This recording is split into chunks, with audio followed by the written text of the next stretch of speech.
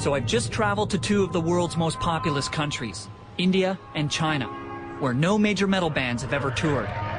And yet in the middle of the Pacific Ocean, an impoverished nation with the largest Muslim population in the world has had several big metal concerts, even while under an oppressive dictatorship.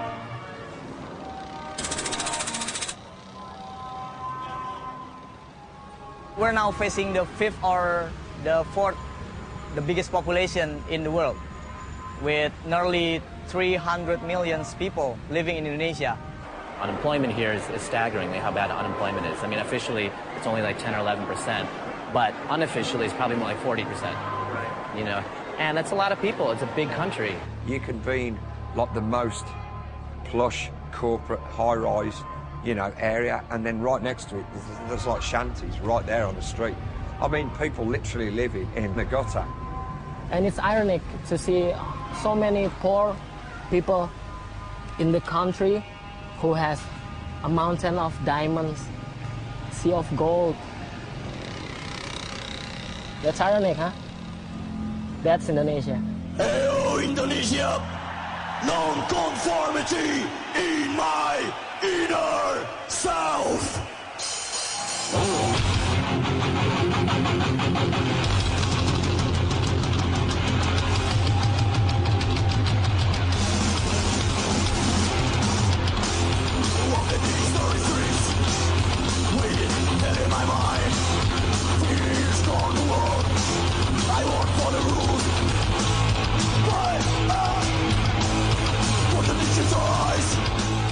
I think there's a whole thing connected to Brazil and where I'm from. Fans connect to third world lyrics because this is their lyrics. But I'm singing about inner self of growing up in these fucked up streets and shit. The Indonesian fans reading some of those lyrics, they feel connected to it. Sepultura are coming from the third country as well, and Indonesia with poor injustice everywhere, starving people, you know, the corruption.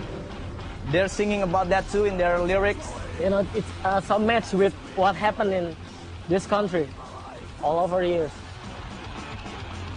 Halfway to the show, the kids got so crazy. Fucking place, chaos, man, hell broke loose, you know, mosh pit. A couple minutes after that, they stopped the entire show and had these huge bamboo sticks. And they were like kind of beating like the first row of kids. And they made 20,000 people sit down on the floor without making one sound. You know, like, I never seen anything like that in my life. You know, it was like, none of us, man, I think we're like, holy shit. We played for the first time ever here. We're so fucking proud to be playing in front of you. I'm sorry for everything that happened tonight.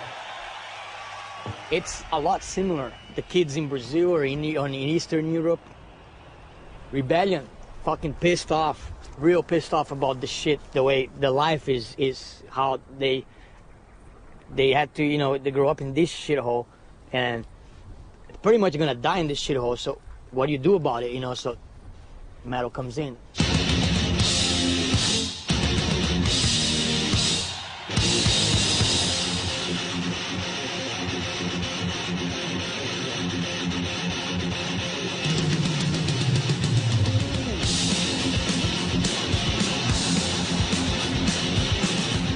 People were coming from everywhere, from Jogja, from Surabaya, even from Bali. Everyone from Medan, people come just to see Metallica. I have to sold my father's shoes so I can afford the tickets. So yes, of course, I have my father's angry at me. I remember driving to the gig.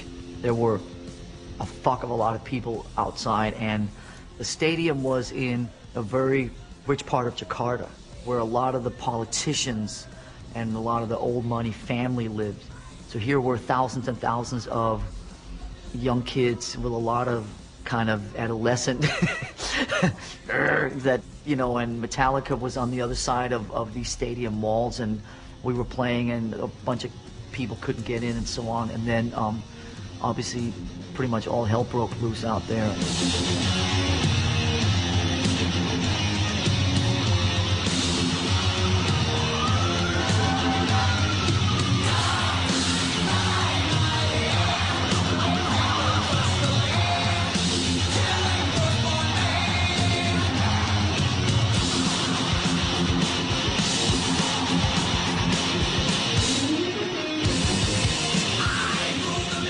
we're sitting up on stage playing, doing our thing, and you can see like fires and smoke and all the, you know, police sirens and, you know, all that crap. And it was just, they basically just fucking tore the whole neighborhood up. The army chased us and was like, I was yelling, sir, I got tickets, I want to get in the stadium. We can't get in the stadium. And he was like staring at us, you black t-shirt fucks, you all communist, and then start swaying about everything, and we just run away. And I got hit in my head too. Even I got the ticket, they just hit everything. No matter whether you got ticket or not, they just hit everything.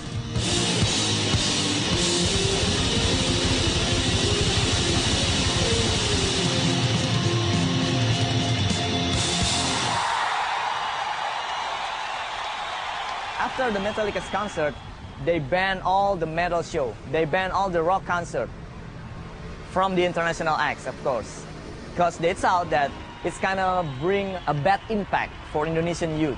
Because, you know, it's like a mass demonstration. Yeah. It's like a mass demonstration, just like what we had in 1998, the May Revolution, while Suharto stepped down by the student movement. After Suharto stepped down, there was some sort of unleash of this, like holding back energy that during the Suharto era you cannot really express. So everywhere, people all of a sudden got sort of liberated from all this, you know, oppression. You know, like 52 years is not a short period. You know, so they feel like now I can do almost anything. Not long after Suharto stepped down, we have a very political underground scene here.